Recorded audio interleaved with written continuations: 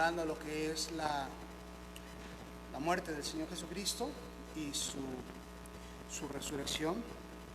Vamos a hacer un estudio especial el día de hoy referente a lo que es el arresto de Cristo. Esta lección se titula La copa, el beso y el arresto. La copa, el beso y el arresto.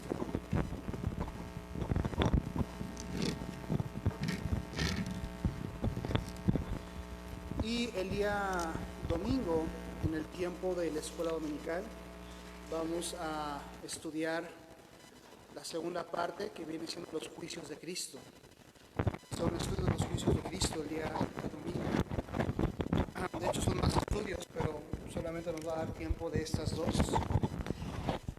Repito, esta se titula La copa, el beso y el arresto. Y es un estudio de el último momento de Cristo estando con los discípulos antes de que Él fuese arrestado y fuese llevado al concilio para poder ser juzgado y posteriormente condenado en la cruz. Bien, dice así la lección: la terrible copa. La noche antes de ser crucificado, Jesús comió con sus discípulos. Y después de la comida, Jesús tomó el pan.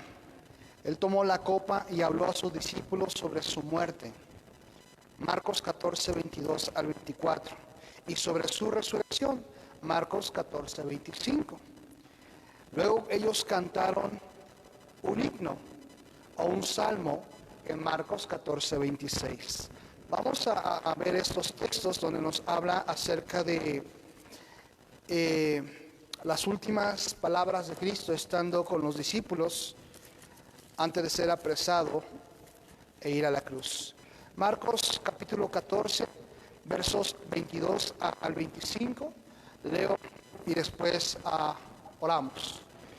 Dice así la palabra de Dios. De cierto os digo que no beberé más del fruto de la vid hasta aquel día en que lo beba nuevo en el reino de Dios. Cuando hubieron cantado el himno, perdón, el versículo 20, había dicho 22, versículo 22. Y mientras comían, Jesús tomó pan y bendijo y lo partió y les dio diciendo: tomad, comed, esto es mi cuerpo. Y tomando la copa y habiendo dado gracias, les dio, y bebieron de ella todos. Y les dijo: esto es mi sangre del nuevo pacto, que por muchos es derramada. De cierto os digo que no beberé más del fruto de la vid hasta aquel día en que lo beba nuevo en el reino de Dios. Vamos a orar, hermanos. Y bueno, dice: cuando hubieron cantado el himno, salieron al monte de los olivos. Vamos. Bendito Dios y Padre Celestial, te damos gracias, Señor, en esta tarde. Gracias por este tiempo que nos permites estar reunidos para escuchar la enseñanza de tu palabra. Te pido, oh Dios, que hables a cada uno de nuestros corazones. Primeramente, que perdones nuestros pecados, que limpies toda nuestra maldad, que nos limpies y nos libres de toda iniquidad. Y nos des de tu gracia, mi Dios, pues para poder conocer más de tu palabra. Te pido, Señor, que nos ayudes a ser sensibles a tu voz en estos días en los que recordamos tu muerte y tu resurrección. Gracias, Señor, por ese sacrificio sin el cual no tendríamos esperanza ni habríamos sido libertados del poder del pecado. Pido, Señor, que bendigas este tiempo de enseñanza. Bendice tanto a los hermanos presentes como los ausentes, a los hermanos que están viendo también a través del internet a la enseñanza. Te pido que les bendigas y que les guardes y que seas con cada uno de ellos. Alabamos, oh Dios, y glorificamos tu bendito y santo nombre. E imploramos, Padre bendito, de tu presencia, imploramos de tu bendición. Sé tú con nosotros Y gracias por permitirnos tener esta enseñanza de tu bendita palabra. Gracias, Padre bendito, por ser bueno con nosotros. Quédate en nuestro corazón y, Padre, pues danos de tu ayuda y de tu bendición. En Cristo Jesús oramos y te damos gracias por todo. Amén. Bien, dice, después que cantaron el himno, salieron al monte de los olivos a un lugar llamado Getsemaní. Dice el versículo 32 del capítulo 14 de Marcos. Vinieron pues a un lugar que se llama Getsemaní y dijo a sus discípulos: sentaos aquí, entre tanto que yo oro. Un lugar donde el Señor iba a menudo a orar. El monte de los olivos está ubicado en la parte este de la ciudad de Jerusalén.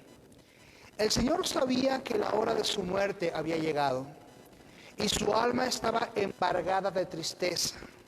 Su alma estaba muy angustiada.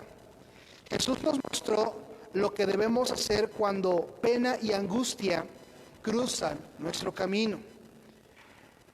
Y se postró en tierra. Vamos a ir a Salmo 62:8 y vamos a regresar también ahorita aquí a Marcos 14. Vamos al libro de Salmos, los Salmos. Y vamos a leer el Salmo 62. En el verso número 8 dice la palabra de Dios: esperad en Él en todo tiempo, oh pueblos, derramad delante de Él vuestro corazón. Dios es nuestro refugio. Hermanos, aquí está mostrándonos la actitud que debiésemos de asumir en los momentos de prueba, en los momentos de angustia, en los momentos de desesperación. Dice que tenemos que aprender a esperar en Él. Estos tiempos que estamos viviendo como humanidad son tiempos donde tenemos que aprender a esperar. No hay mucho que hacer de nuestra parte más que orar. Ahora no lo digo como si fuera el último o el peor de los recursos. Es el mejor recurso que tenemos, estar en oración. Orar, que Dios pueda bendecir y que Dios pueda cambiar la dirección o el rumbo que está tomando este mundo. Pero tenemos que aprender a esperar. Lo predicaba hace poco, a esperar, porque Él es nuestro refugio. Dice un lugar donde el Señor Jesús, se postró a tierra. En Marcos 14:35 está diciendo la Biblia: y yéndose un poco adelante se postró en tierra y oró que si fuese posible pasase de él, aquella hora. Sabemos, hermanos, cuando oraba Cristo, estando en agonía, estando en sufrimiento, en angustia, decía: Padre mío, si es posible que pase de mí esta copa, mas no se haga mi voluntad sino la tuya. El Señor Jesús, cuando oraba, derramaba su corazón delante del Padre, suplicando que si Dios se apiadara, si podía cambiar ese destino que ya había trazado para la humanidad, que lo hiciese, más que no se hiciese la voluntad de Cristo, sino la del Padre.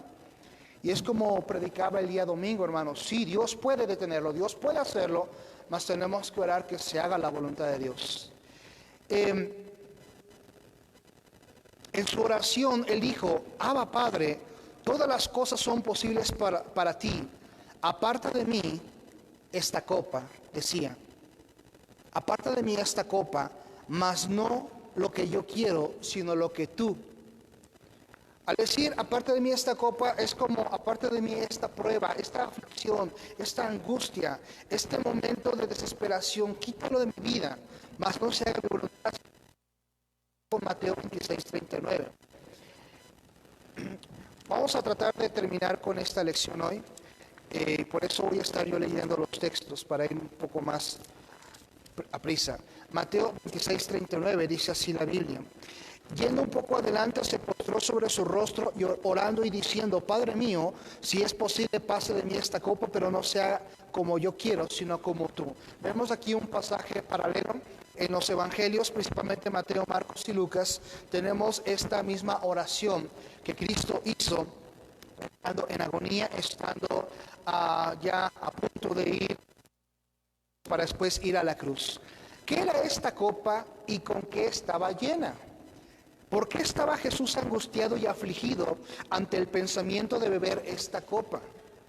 Como hombre perfecto, Jesús estaba horrorizado ante el pensamiento de beber el contenido de esta espantosa copa. Ahora, ¿qué había en esta copa? De una manera simbólica vamos a tratar de explicar. El contenido de una copa puede ser bueno o malo. ¿Por qué Jesús estaba angustiado y afligido ante el pensamiento de beber esta copa? ¿Qué era lo que le afligía? Porque él decía, no quiero tomar esta copa, yo quiero que esta copa pase de mi persona, que no esté delante de mí para que yo la beba, no quiero beber de esta copa. Es lo que decía Cristo. Una copa puede estar llena de leche, de jugo, puede estar llena de algún veneno, algún ácido, dice aquí pernicioso. Como Jesús no quería beber de esta copa, pues sabemos que la misma tenía algo terrible, no tenía algo agradable. La Biblia habla de una terrible copa en Salmo 11:6. Esta copa es para una persona justa o para una persona mala. Vamos a Salmo 11:6 para ver qué es lo que dice la Biblia con respecto a las copas, o en este caso a una copa mala, podemos decir. Salmo 11:6 dice así la Biblia: sobre los malos hará llover calamidades, fuego, azufre y viento abrasador será la porción del cáliz de ellos. Aquí dice cáliz, la palabra cáliz se refiere a una copa. Está hablando de los hombres malvados, hombres malignos, hombres maliciosos. Está diciendo que ese tipo de personas van a recibir la porción del cáliz de ellos. Dice fuego, azufre y viento abrasador será la porción del cáliz de ellos. Está hablando de un juicio sobre estos hombres impíos y malvados. Esta copa era para una persona justa o para una persona mala. La de Salmo 6. Para una persona mala, una persona malvada. En Salmo 75:8 es mencionada otra copa terrible. Vamos a ir a Salmo 75:8. Dice así la Biblia: porque el cáliz está en la mano de Jehová, y el vino está fermentado, lleno de mistura, y él derrama del mismo. Hasta el fondo lo apurarán, lo beberán todos los impíos de la tierra. Una vez más estamos hallando una copa de juicio, una copa de ira, una copa, dice, de mistura, dice lleno de mistura, se derrama esa copa, hasta el fondo lo apurarán, lo beberán todos los impíos de la tierra. Es mencionada en ese caso otra copa terrible. Ahora, ¿quiénes beberán de esa copa terrible? Lo acabo de mencionar: personas impías, personas malvadas, personas pecadoras, personas rebeldes. Dice al final del versículo 8, todos los impíos de la tierra. ¿En la mano de quién está esta copa? Lo acabamos de ver al principio del versículo 8.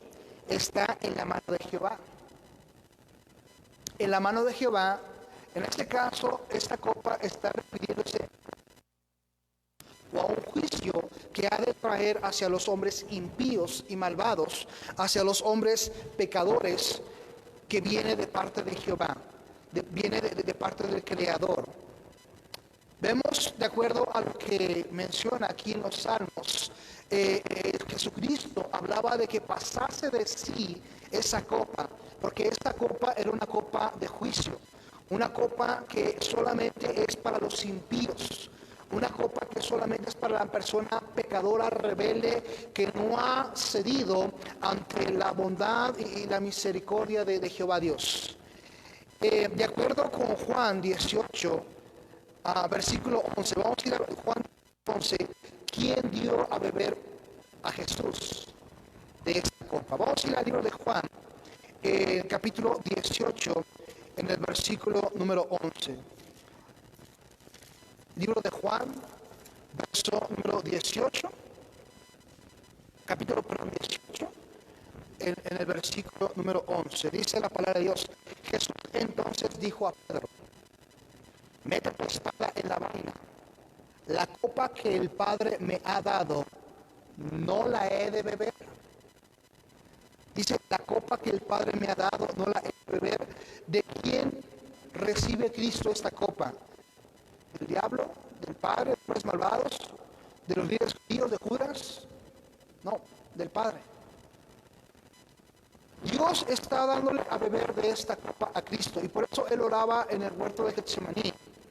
Ahora, aquí lo que estamos viendo en Juan 18, prácticamente viene siendo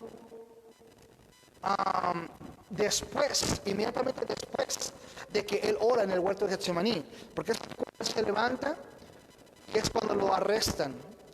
Acababa de orar: Padre mío, si es posible, pasa de mí esta copa, mas no se haga mi voluntad sino la tuya. Ahora, ¿por qué daría Dios el Padre a beber algo terrible a su amado Hijo?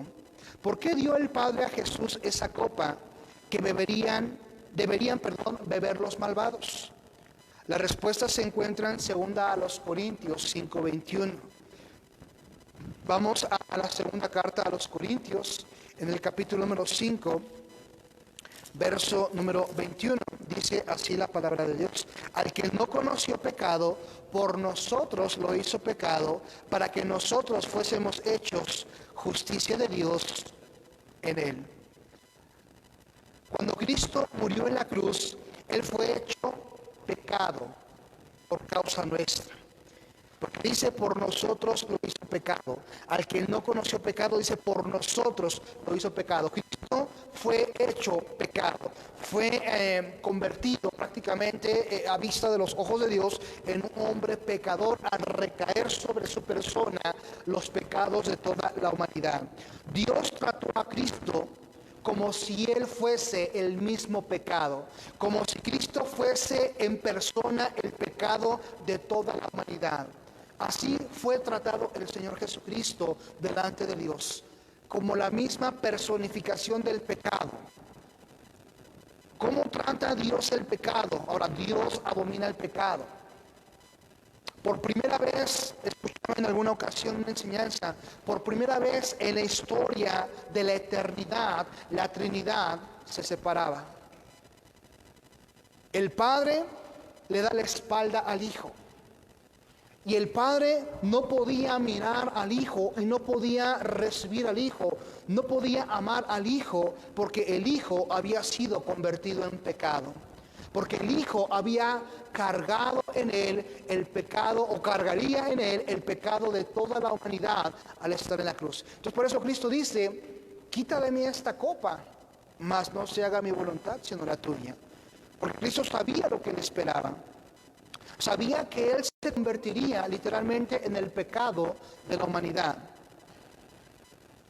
Y Dios abomina el pecado. Y en ese momento, repito, por primera vez en la eternidad, Dios abominó el pecado, en ese caso, en Cristo. Dios tiene que juzgar el pecado, Dios tiene que castigar el pecado, de lo contrario no sería un juez justo. Sería un juez injusto si Él dejaría impune toda injusticia y todo pecado malvado. Dios tuvo que castigar el pecado, y Cristo fue hecho pecado por causa nuestra. Por causa de cada uno de nosotros, Cristo fue convertido en pecado. Aquí tenemos un diagrama de la cruz. Tenemos en medio de la cruz, dice: Cristo fue hecho pecado por nosotros. Lo acabamos de ver en 2 Corintios 5:21. Y el pecado trajo el enojo de Dios, el juicio de Dios, el castigo de Dios, la ira de Dios, el odio de Dios. Es todo eso lo que provocó el pecado, en este caso en Cristo Jesús. Ahora, ¿era Jesús culpable o inocente? Pues Cristo era inocente. Porque dice que al que no conoció pecado, por nosotros lo hizo pecado. Ahora, ¿Él era pecador o Él era sin pecado? Pues sin pecado, obviamente. Él fue sin pecado. ¿Él era justo o injusto? Él fue justo. ¿Quién debería haber sido juzgado y castigado por Dios? ¿Quién debería haber recibido realmente el enojo y la ira de Dios? ¿Quiénes son los culpables? Yo, tú, todos nosotros que tendríamos que haber ocupado ese lugar en la cruz. Eres tú, soy yo, quienes teníamos que haber estado en la cruz. Cada uno de los seres humanos pecadores éramos los que teníamos que haber estado en la cruz. Tanto los presentes como los ausentes, tanto yo como tú que estás aquí, tú que me ves en las redes sociales, eres quien tenía que haber estado en la cruz. Ahora, ¿por qué Dios no te dio a ti esta copa y te hizo beber a ti esta copa de juicio, esta copa de castigo? ¿Qué debo hacer para no ser juzgado, para no perecer y para no ser condenado y para que la ira de Dios ya no esté más sobre mí? Bueno, pues Juan 3:16 es uno de los textos más conocidos. Porque de tal manera amó Dios al mundo que ha dado a su Hijo unigénito para que todo aquel que en él cree no se pierda, mas tenga vida eterna. Y dice el versículo 18 también, el que en él cree no es condenado. Pero el que no cree ya ha sido condenado porque no ha creído en el nombre unigénito, Hijo de Dios. Verso 36, el que cree en el Hijo tiene vida eterna, mas el que rehúsa creer en el Hijo no verá la vida, sino que la ira de Dios está sobre él. La ira de Dios está sobre él. Esa es la solución para no recibir yo la copa de ira, el juicio de Dios sobre mi persona. Tengo que recibir la solución o el perdón por medio de Cristo, quien recibió esa copa de ira. Cristo murió en mi lugar como mi sustituto. Cristo murió en tu lugar como tu sustituto. Él tomó la pena por todos tus pecados y mis pecados. ¿Cómo trata Dios a la persona que cree en su Hijo? Obviamente la copa de la ira de Dios no recae sobre una persona que ha confiado en el sacrificio de Cristo, en el perdón que Cristo ofrece. Vamos a Efesios capítulo 2, versículo número 7 y vamos a ver Tito 3, 4 y 5. Primeramente Efesios capítulo 2, versículos 4. Dice la Biblia, pero Dios, que es rico en misericordia por su gran amor con que nos amó, aun estando nosotros muertos en pecados, nos dio vida juntamente con Cristo. Dice, por gracia sois salvos. Y juntamente con Él nos resucitó. Y asimismo nos hizo sentar en los lugares celestiales con Cristo Jesús, para mostrar en los siglos venideros las abundantes riquezas de su gracia en su bondad para con nosotros en Cristo Jesús. Está diciendo claramente, por su gran misericordia, estando muertos, nos dio vida por medio de Cristo. Tito capítulo 3, versículos 4 y 5, dice la Biblia, pero cuando se manifestó la bondad de Dios, nuestro Salvador, y su amor para con los hombres, nos salvó, no por obras de justicia que nosotros hubiéramos hecho, sino por su misericordia, por el lavamiento de la regeneración y por la renovación en el Espíritu Santo. Una vez más está diciendo que Dios nos salvó por medio de Cristo, porque nosotros confiamos primeramente en Él como nuestro Señor y Salvador, por el gran amor que tuvo para con nosotros, la humanidad, no por obras de justicia. Usamos mucho Tito 3:5 para poder hablar que no es por las obras la salvación, sino por la fe en Cristo. Ahora aquí tenemos un pequeño diagrama del creyente en Cristo. El creyente en Cristo ha recibido la gracia de Dios, la misericordia de Dios, el amor de Dios, la bondad de Dios y el perdón de Dios. Primeramente, en el primer diagrama tenemos que el hombre pecador, bueno, en este caso la persona de Cristo, y nosotros éramos los que teníamos que haber estado en la cruz, recibió el enojo, el juicio, el castigo, la ira y el odio de Dios.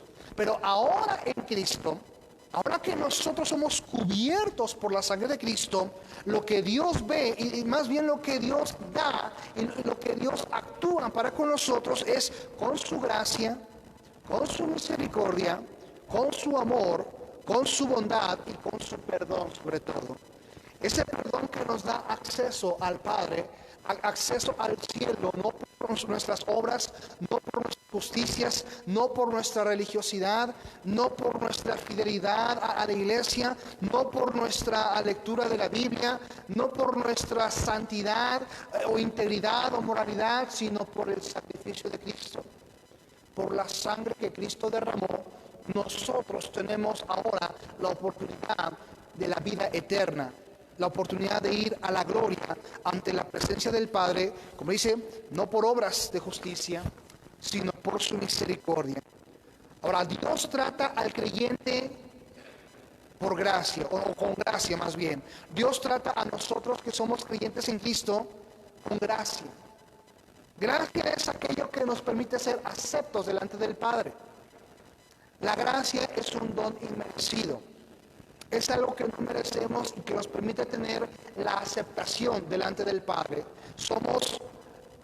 Obtenemos acceso al Padre por su gracia, por su misericordia, por su amor, por su perdón. No lo merecemos, por eso decimos por pura gracia.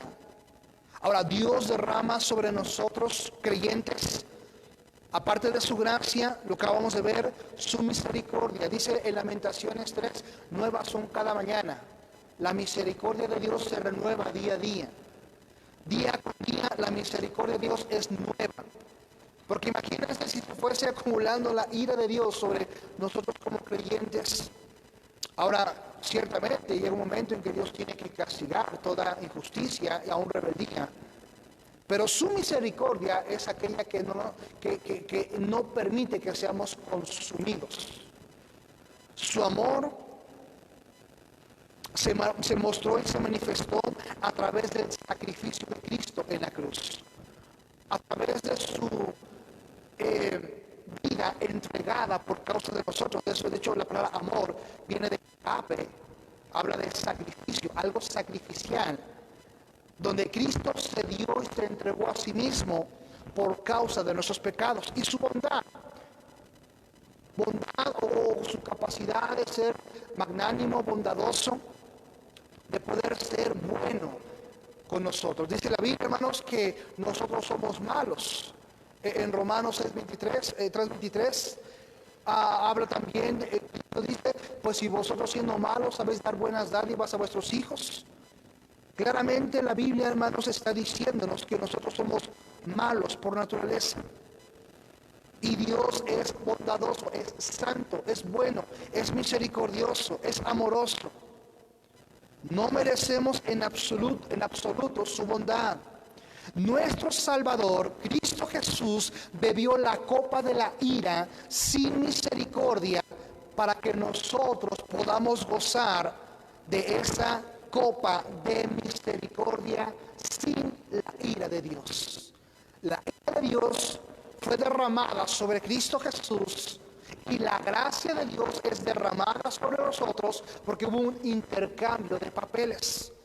Cristo tomó nuestro lugar y nosotros que hemos confiado en la preciosa sangre de Cristo hemos sido liberados, hemos sido libertados de todo pecado por el sacrificio de Cristo, no por nuestro sacrificio, no por lo que nosotros hayamos hecho o dicho, no por nuestras justicias, no por nuestra religiosidad, no por cualquier otra cosa, no por nuestra moralidad, como lo decía, no porque hagamos muchas buenas obras de caridad, no porque demos a la gente pobre, no porque nos preocupemos por otras personas, sino por su pura gracia. Por eso, hermanos, no es por obras, es por gracia. Y qué bueno que es por gracia, hermanos, porque si fuera por obras, ¿quién alcanzaría esa salvación? ¿Quién de nosotros merecería ser salvo por obras? Nadie. Sinceramente, hermanos, ninguno de nosotros lograremos nunca hacer las suficientes buenas obras como para decir me merezco el cielo.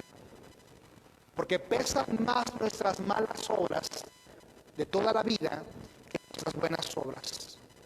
Aún como cristianos seguimos fallando a Dios. Y aún como cristianos podemos seguir pecando a Dios. Y nuestras malas obras jamás pesarán menos que nuestras buenas obras. Al contrario, Siempre serán más nuestras malas obras, nuestras injusticias, que nuestras buenas obras o justicias, las cuales no son suficientes para decir que merezco el cielo.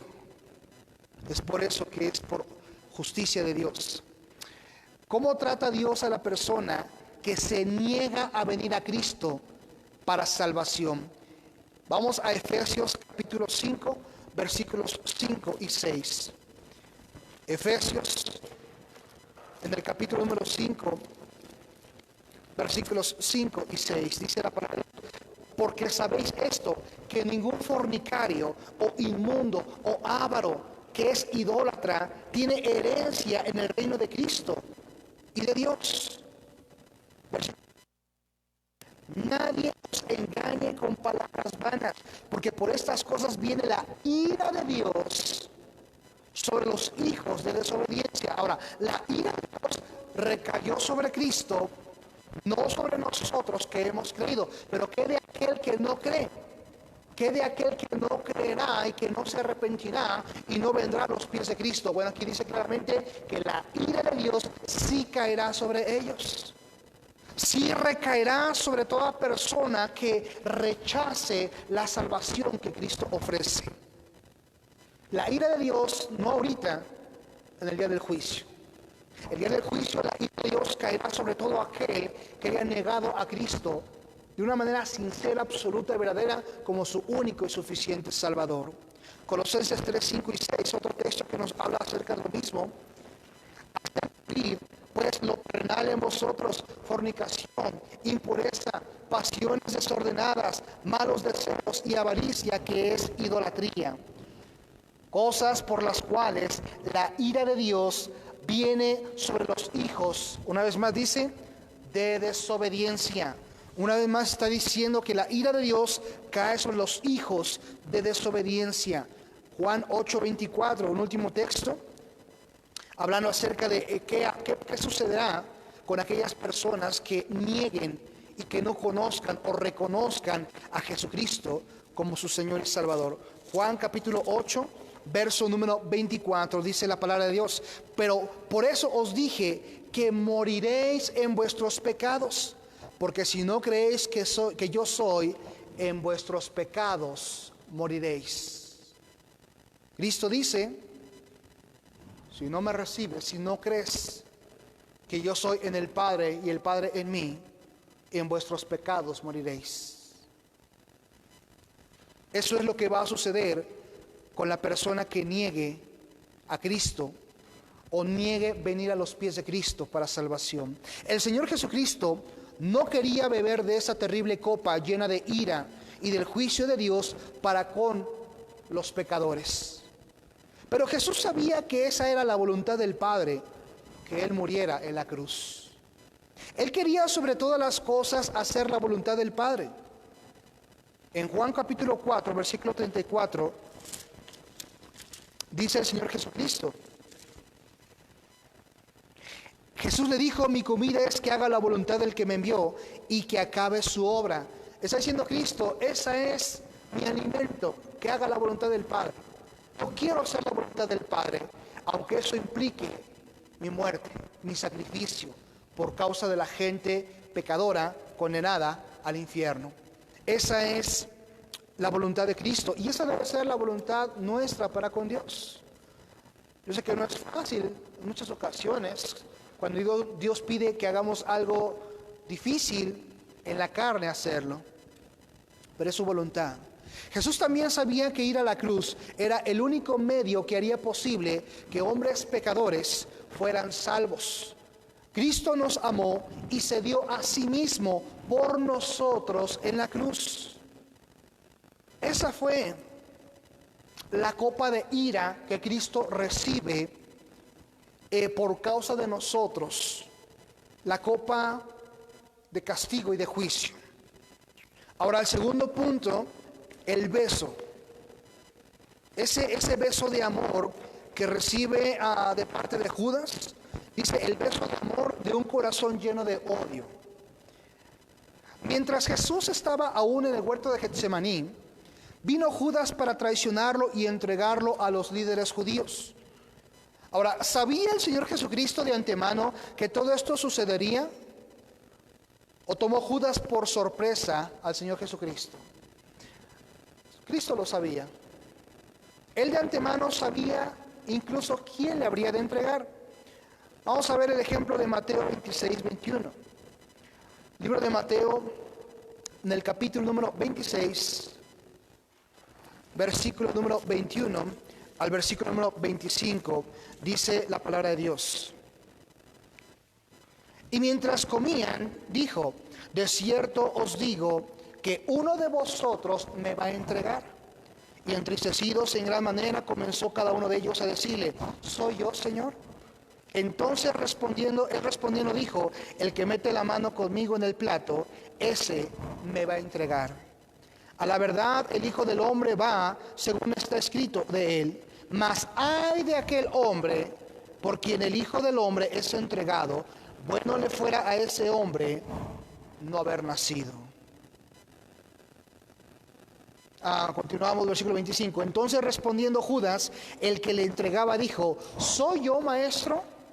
Le dijo: tú lo has dicho. Cristo sabía quién había de entregarle. Versículo 46 dice: levantaos, vamos, ved, se acerca el que me entrega. Cristo no lo tomó por sorpresa el arresto que Judas orquestó junto con los fariseos. Él no dijo: ay, no me la esperaba. Él sabía desde antes de la fundación del mundo quién le entregaría y en qué momento le entregaría. Judas no vino solo. Mateo dice que venía dice el versículo 47, mientras todavía hablaba vino Judas, uno de los 12, y con él mucha gente con espadas y palos, de parte de los principales sacerdotes y de los ancianos del pueblo. Dice la Biblia que Judas venía con mucha gente, con palos, con espadas, como si fueran a enfrentar a un grupo de delincuentes armados. Como si Cristo hubiese dado un mal testimonio y no fuese a dejarse ser arrestado. Los líderes judíos estaban allí y también una gran cantidad de soldados romanos. Probablemente podría haber más de 100 soldados romanos. Los judíos habían traído a estos soldados para que les ayudaran. Pero contra 12 personas, contando a Cristo y sus discípulos. En Juan 18:3, la palabra compañía se refiere a un cohorte romana que puede consistir de hasta 600 soldados. Porque dice que, Bernabé dice que venía mucha gente. Entonces podemos imaginarnos que al decir mucha gente, tal vez, como dice aquí, hasta 100 personas, no lo sé, pero era demasiada gente la que venía a capturar a Cristo. ¿Puedes imaginarte esa escena? Estaba oscuro y toda esa gente vino con sus antorchas. Judas los dirigía. En Juan 18:3 nos dice que las personas venían con antorchas. Esta multitud de gente incluía a los líderes judíos que odiaban a Cristo, los alguaciles judíos o los oficiales del templo, y los soldados romanos que tenían en sus manos también espadas. Estaban armados con espadas, palos, armas, para poder capturar y arrestar a un hombre desarmado. Vamos a ver lo que dice Juan 18:3 y Marcos 14:43.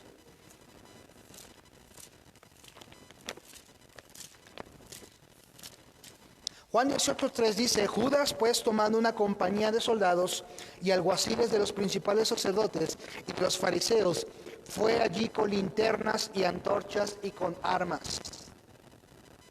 Vemos que tenían en sus manos armas, palos, antorchas.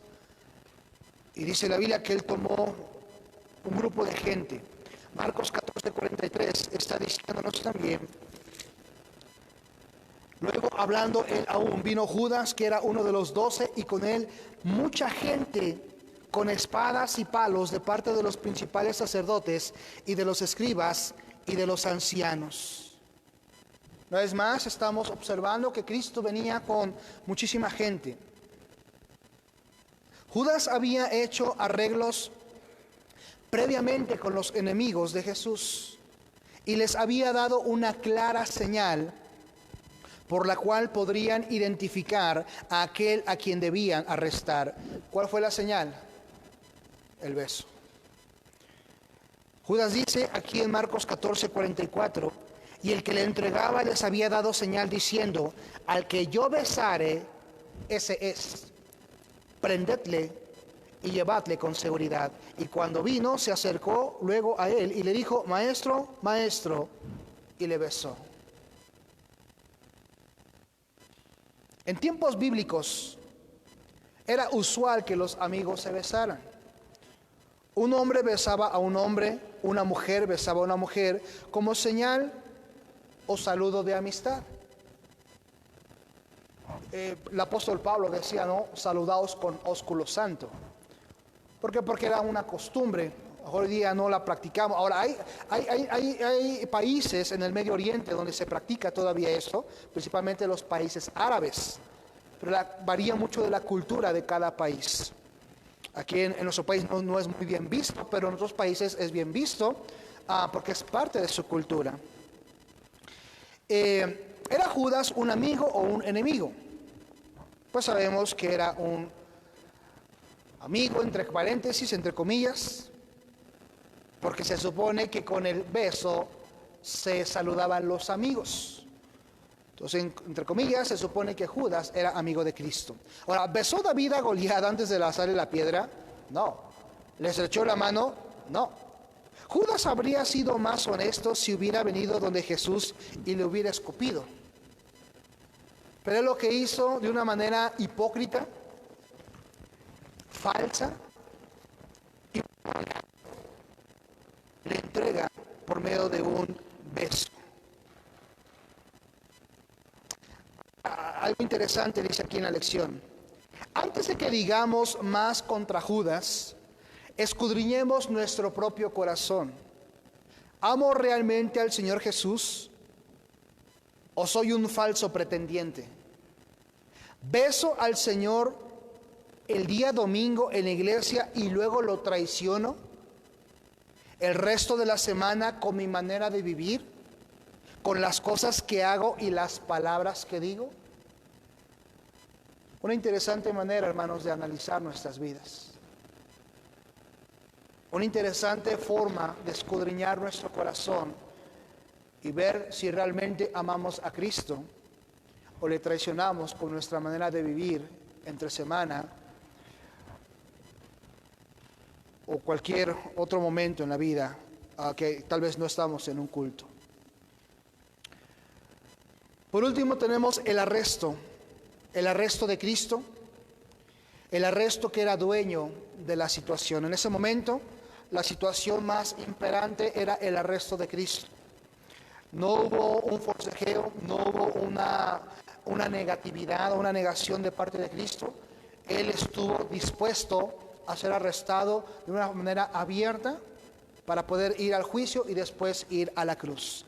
Leamos cuidadosamente Juan 18, 4 al 6, cuando el Señor se identificó y dijo: yo soy. ¿Qué sucedió a esta gran multitud de judíos y de soldados? Y es algo que ya hemos estudiado con anterioridad, pero bueno, vamos a volverlo a analizar. Aquí vemos un pasaje que nos habla de la deidad de Cristo. Dice en Juan 18, vamos a leer versículos 4 al 6. Pero Jesús, sabiendo todas las cosas que le habían de sobrevenir, se adelantó y les dijo: ¿a quién buscáis? Le respondieron: a Jesús Nazareno. Jesús les dijo: yo soy. Y el que estaba también con ellos, Judas, el que le entregaba. Cuando les dijo: yo soy, retrocedieron y cayeron a tierra. Retrocedieron y cayeron a tierra. También cayó Judas, pues la Biblia no menciona, pero obviamente no cayó él. Cae toda la gente que estaba con Judas, pero no Judas. Tiene que haber sido un panorama asombroso ver a cientos de entrenados soldados romanos y una multitud de judíos caer en tierra. Ahora yo pienso, hermanos, que fueron los judíos los hombres principales que cayeron a tierra. Principalmente los que cayeron a tierra. Probablemente los soldados romanos no, porque ellos no entendían el contexto y no sabían a qué se refería. Puede que sí, pero yo creo principalmente que fueron los judíos, todos los judíos, los fariseos, los alguaciles judíos, los que cayeron a tierra en ese momento. 11 discípulos y un Jesús desarmado eran los únicos que estaban de pie. Todos los demás estaban en tierra. Todo esto sucedió porque Jesús simplemente dijo: yo soy. Cuando los hombres volvieron a ponerse de pie, era como si Jesús dijera: señores, voy a permitir que me arresten, pero antes de permitirles hacer eso, quería recordarles quién está realmente en control de la situación, o a quién realmente están tratando de arrestar, o van ustedes a arrestar. Es impresionante, hermanos, esta escena, si nos podemos imaginar. Toda la gente cayendo a rostro, cayendo a pie, cayendo a tierra, cuando Cristo dice: yo soy. Y está afirmando la frase que encontramos en Éxodo, si bien recuerdo, capítulo 3, cuando se le manifiesta Jehová, Dios, a Moisés, diciéndole: yo soy. En ese momento Cristo está asumiendo la identidad del Padre, y Cristo está presentándose delante de ellos como Dios. Y por eso, hermanos, creemos en la deidad de Cristo, porque bíblicamente, y hay muchos otros textos en Juan 8, si recuerdo, y 10, o Mateo, vemos también que Cristo se muestra o afirma: yo soy. Y es cuando los judíos toman piedras para querer arrojárselas, porque decían: tú siendo hombre te haces igual a Dios. Y tenemos otros textos cuando Cristo está afirmando ser Dios. Jesús está en control, o estaba en control de la situación. Él estaba sencillamente recordando a esos hombres algo que ya había dicho en Juan 10, 11, 17 y 18. Es el pasaje que les mencionaba. Vamos a ver solamente un pasaje. Juan 10, 11 dice la Biblia: yo soy el buen pastor su vida da por las ovejas.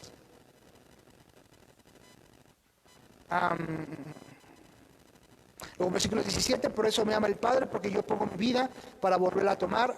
Nadie me la quita, sino que yo de mí mismo la pongo para poder tomar. Tengo poder para ponerla y tengo poder para volverla a tomar. Este mandamiento recibí de mi Padre. Miren ese versículo 39, el que mencionaba de Juan 10. Juan 10, 39. Procuraron otra vez prenderle, pero él se escapó de sus manos y se fue de nuevo al otro lado del Jordán, al lugar donde primero había estado bautizando Juan, y se quedó allí. Dice la Biblia que muchos creyeron en él. Es el versículo 33, Juan 10, 33, donde dice: le respondieron los judíos diciendo: por buena obra no te apedreamos, sino por la blasfemia, porque tú siendo hombre te haces Dios. Ahí ellos están tratando de apedrearle, porque a vista de los judíos Cristo había blasfemado. Versículo 30: yo y el Padre uno somos. Y también en Juan 8 tenemos un evento más donde quieren tomar piedras y aventárselas, porque él afirmó ser Dios al decir: yo soy. Es en Juan 8:58. Jesús les dijo: de cierto os digo, antes que Abraham fuese, yo soy. Tomaron entonces piedras para arrojárselas, pero Jesús se escondió y salió del templo, y atravesando por medio de ellos se fue. ¿Por qué tomaron piedras? Porque Cristo estaba blasfemando ante oídos de los fariseos, porque Cristo estaba mostrándose como el Padre, como Dios mismo. Jesús no fue a la cruz porque los judíos o los romanos lo pusieron allí. Él fue a la cruz porque Él mismo se puso allí, y Él mismo se puso allí porque Él nos amó y quería morir por nosotros. Gálatas 2:20 dice: con Cristo estoy juntamente crucificado, y no vivo yo ya, mas vive Cristo en mí. Y lo que ahora vivo en la carne, lo vivo en la fe del Hijo de Dios, el cual me amó y se dio a sí mismo por mí. Los judíos y los romanos no podían hacer nada a Jesús sin su permiso. Ahora, ¿cuál fue la oración que Jesús nunca dijo?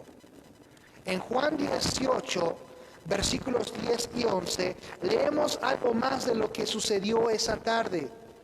Pedro acudió para rescatar al Señor, y con una fuerte arremetida, pero con poca puntería, le cortó la oreja derecha a un hombre llamado Malco. De acuerdo con el doctor Lucas, ¿qué hizo Jesús en esta situación? Vamos a ver primero Juan 18, 10. Entonces Simón Pedro, que tenía una espada, la desenvainó, hirió al siervo del sumo sacerdote y le cortó la oreja derecha, y el siervo se llamaba Malco. Jesús entonces dijo a Pedro: mete tu espada en la vaina, la copa que el Padre me ha dado, ¿no la he de beber? Ahora, Lucas 22, 51, si bien recuerdo, es donde menciona que lo que hizo Cristo fue sanar a este hombre que había sido herido.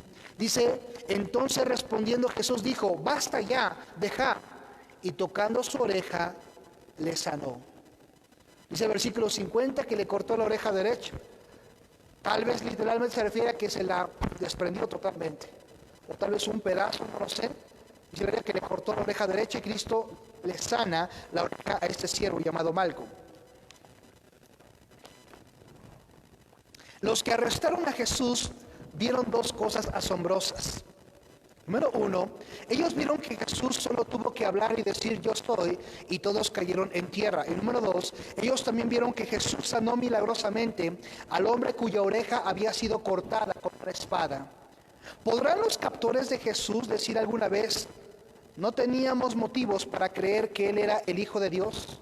Yo creo que no, hermanos, porque los mismos captores vieron el poder de Cristo antes de ser capturado.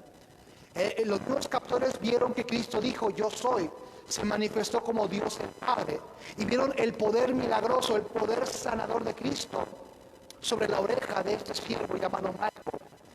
No creo que esos hombres tuvieran motivos suficientes para decir: no sabíamos que Jesús era el Hijo de Dios, o Dios mismo.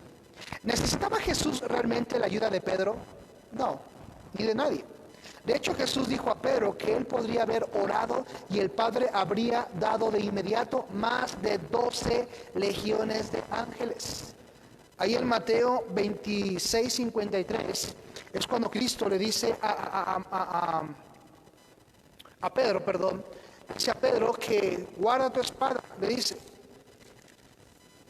Mateo 26, 53.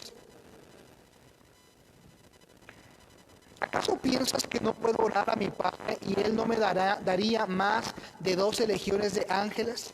Antes del versículo 52, entonces Jesús le dijo: vuelve tu espada a tu lugar, porque todos los que tomen espada, a espada perecerán.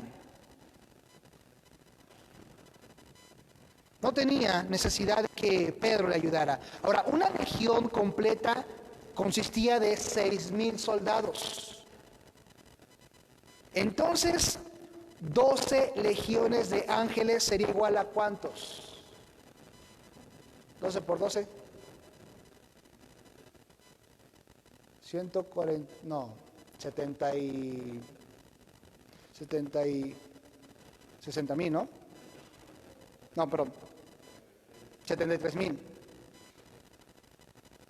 ¿Sí? 73,000 ángeles. 12 legiones de ángeles hubieran sido 73,000 ángeles. Perdón, en ese caso, soldados. No, ángeles, perdón. El Padre le habría enviado a más de 12 legiones de ángeles si Jesús lo hubiese pedido.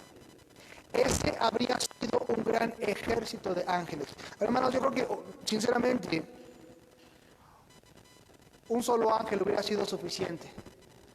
Menciona la Biblia ahí en Éxodo, ¿no? El ángel de la muerte que pasó cuando se instituyó la Pascua. Fue solamente un ángel. Cuando hubo también mortandad, el ángel de Jehová, cuando pasó en tiempo de David, creo cuando David peca contra Dios, y dice que el ángel de Jehová pasa. Y no recuerdo cuántas personas mata en un solo día. Imagínense, aquí está diciendo Cristo, 12 legiones de ángeles podría orar al Padre. Por eso vemos la oración que Jesús nunca dijo. Nunca oró. El Padre le habría enviado más de 12 legiones de ángeles, pero ese habría sido un gran ejército de ángeles. Ese ejército de ángeles habría consistido de más de 120 cohortes de ángeles. Una cohorte es la 10ª parte de una legión. Y los judíos tenían solamente una cohorte o compañía de soldados romanos para arrestar a Cristo. Ten presente que los ángeles son criaturas muy poderosas, como lo acabo de mencionar. Un solo ángel podría haber dejado fuera de combate a una cohorte romana entera o a un ejército romano completo. Si Cristo hubiese hecho esta oración, habría habido al menos una legión completa para proteger a cada uno de los discípulos. Imagínense, una legión para poder proteger a uno de los discípulos y al Señor mismo. Habría alcanzado para tanto. Ahora, ¿dijo Jesús esta oración? No. ¿Por qué? Porque él dijo: Padre, hágase tu voluntad, no la mía. Y la voluntad del Padre fue que Cristo fuese a la cruz, que Cristo padeciese y sufriese en la cruz. Ya lo mencioné al principio. ¿Por qué razón? En Juan 18:11 dice: mete tu espada, porque la copa que el Padre me ha dado, no la he de beber. Si Cristo se hubiese salvado a sí mismo, ¿cómo podría salvar a la humanidad? Aquí es el detalle. Si Cristo se hubiese salvado, no hubiésemos tenido esperanza nosotros. Si Cristo no hubiese ido a la cruz, ¿qué esperanza habría para hombres, mujeres, niños y niñas, pecadores y pecadoras? ¿Necesitaba Jesús realmente que Pedro o miles de ángeles lo protegieran? Por supuesto que no. Si él podía con su sola palabra echar por tierra súbitamente a sus enemigos, ¿no podía haber hablado y hacer que todos sus enemigos cayeran a tierra muertos? Por supuesto que podría haberlo hecho. Jesús no quería matar a sus enemigos, él quería morir por sus enemigos. Él quería entregar su vida aún por sus enemigos, y eso es lo asombroso. Y terminamos viendo aquí estos textos, Romanos 5:6.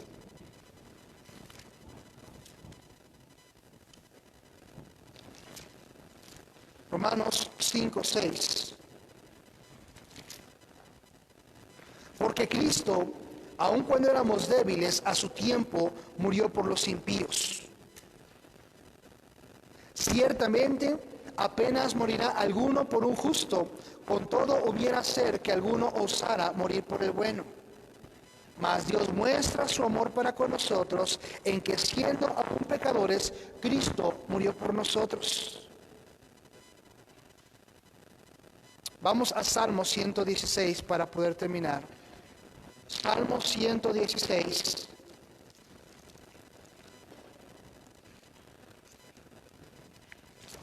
Versículo 12 al 14. Salmo 116, versículo 12 al 14. ¿Qué pagaré a Jehová por todos sus beneficios para conmigo? Tomaré la copa de la salvación e invocaré el nombre de Jehová. Esa es la copa que corresponde a los que hemos creído y confiado en la persona de Cristo. Ahora pagaré mis votos a Jehová delante de todo su pueblo. Estimadas a los ojos de Jehová la muerte de sus santos. Hasta el versículo 14, pero pagaré mis votos a Jehová delante de todo su pueblo.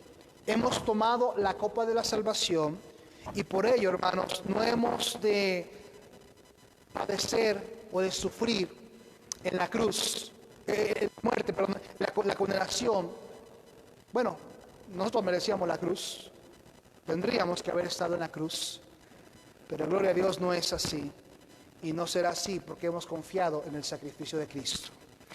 Y hermanos, esto debe de ponernos a meditar mayormente en esos tiempos de prueba, en esos tiempos de crisis, pero también en esos tiempos que estamos celebrando y recordando el sacrificio de Cristo, esos días, lo que es Semana Santa. Recordaremos el día domingo su resurrección. Hoy estamos recordando su captura, el significado de su captura, su muerte, estaremos hablando de ello también.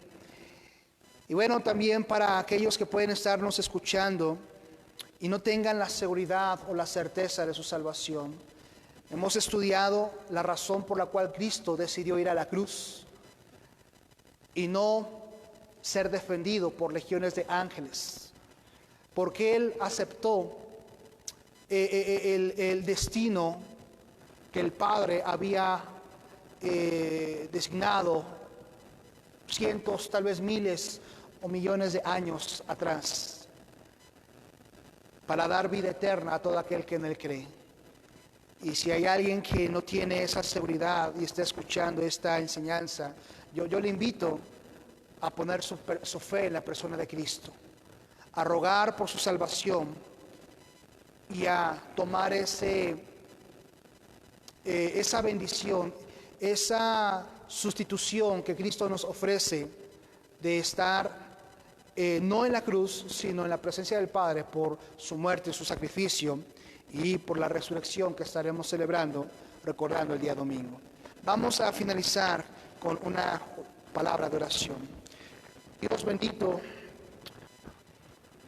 creo que nuestro corazón y nuestra alma no alcanza a comprender la magnitud del amor con que tú nos has amado. No podemos comprender lo maravilloso y lo grandioso que tú has sido y que fuiste y que seguirás siendo para con nosotros tus hijos. Cuando estando en la cruz, Cristo Jesús pudo haber evitado sufrir y padecer por un grupo de hombres y mujeres pecadores que merecemos la condenación en la cruz. Yo te ruego, oh Dios, por aquellas personas que aún no tienen la seguridad de su salvación, que esta enseñanza les ayude a comprender el panorama más amplio de lo que Cristo hizo al estar en la cruz del Calvario. Perdona, oh Padre bendito, toda nuestra maldad y pecado. Perdona, Señor, a todos aquellos que aún no han entendido. Te ruego que abras el entendimiento, que abras la mente y el corazón de todos aquellos que no comprenden lo que es la salvación verdaderamente por fe en Cristo. Te suplico y te imploro, oh Dios, que obres en el corazón de cada oyente. Y Señor, aquellos que estamos presentes también, ayúdanos a entender, a valorar, a amar ese gran sacrificio que Cristo tuvo para con nosotros en la cruz del Calvario. Bendito seas, alabado seas por toda la eternidad. En el precioso nombre de Jesucristo, Señor nuestro, te lo pedimos y te damos gracias por todo. Amén. Bien, vamos a recoger la ofrenda.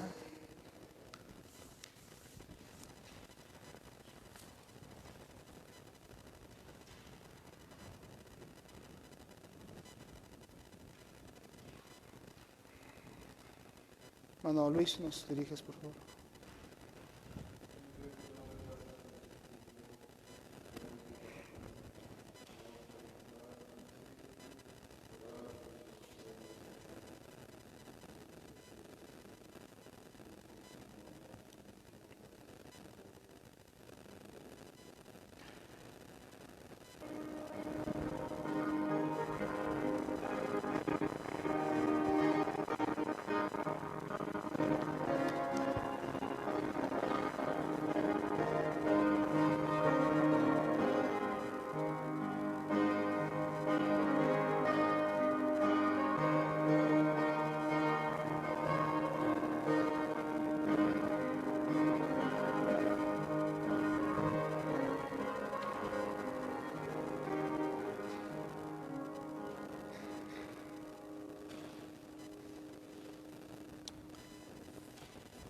Bien, bueno, tenemos planeado tomar la cena del Señor. Estoy viendo todavía si la tomamos ahorita o el día domingo en la mañana, el culto de las 7. También para dar oportunidad a los hermanos que puedan llegar el domingo en la mañana, tomar lo que es la cena del Señor. Obviamente estamos en el día, por así decirlo, en que de una manera simbólica Cristo toma la última cena con sus discípulos. Pero bueno, cada que lo hacemos anunciamos la muerte de Cristo hasta que Él venga. Entonces, bien podemos tomarla ahorita y el domingo otra vez. La estaríamos tomando el día domingo. Pero ahorita lo que vamos a hacer es, vamos a hacer una oración general, como la que hemos venido haciendo los últimos jueves, orando por esta situación, orando por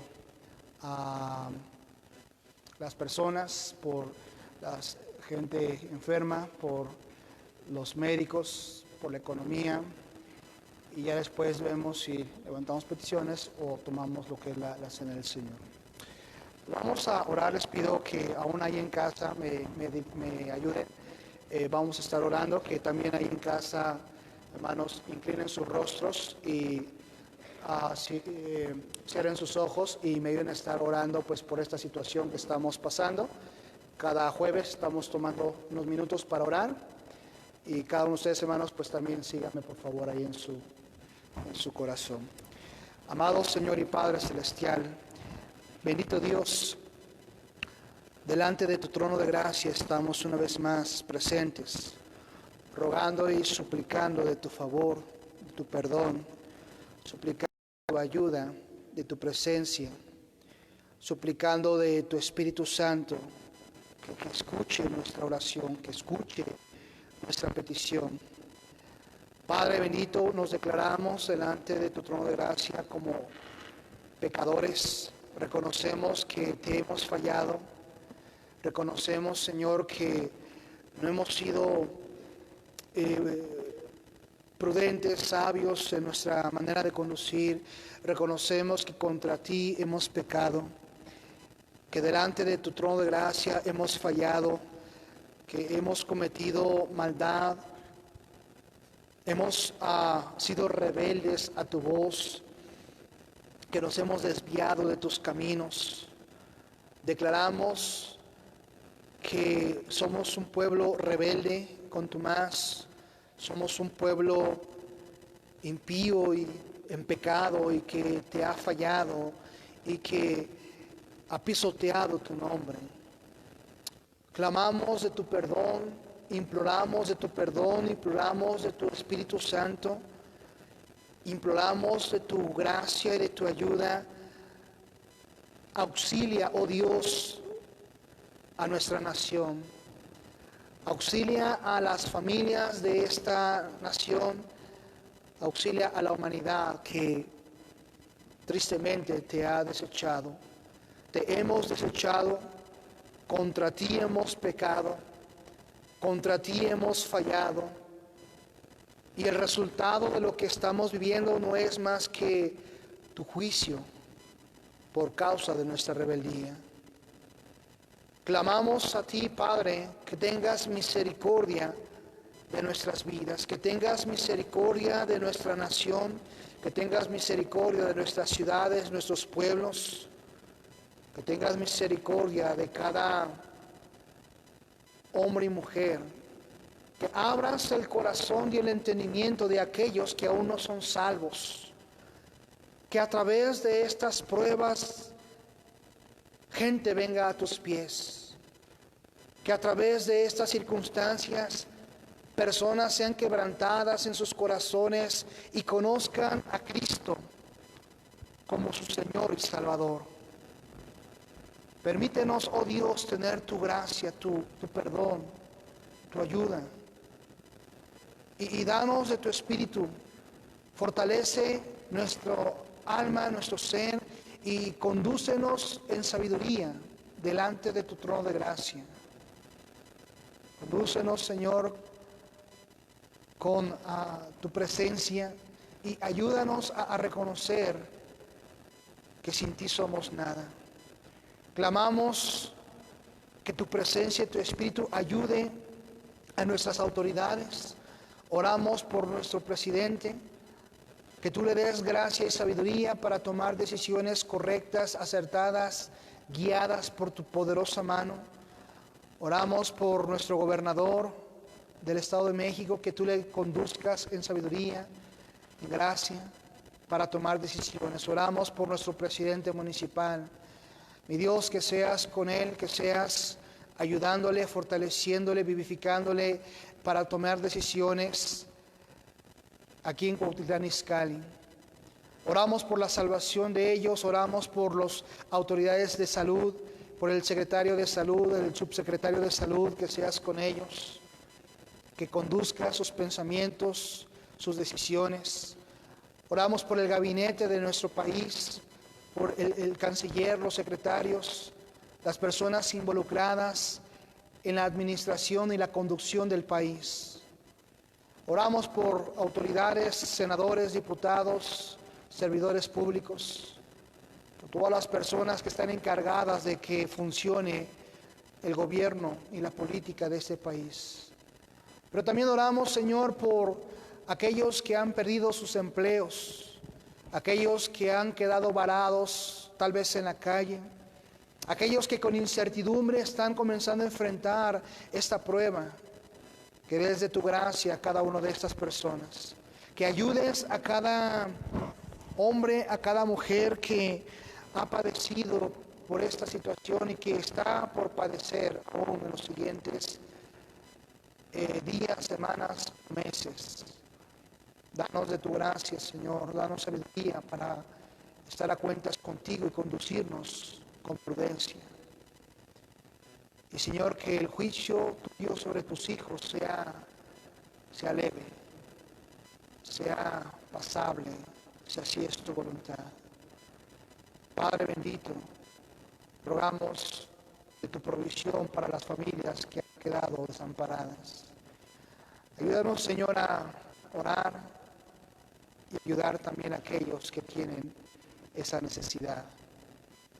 Oramos, Señor, por que nos mantengas en pie y que estos días en que estamos en ayuno y en oración, fortalezcas nuestra alma y nos ayudes a enfrentar esta prueba con tu gracia y sabiduría.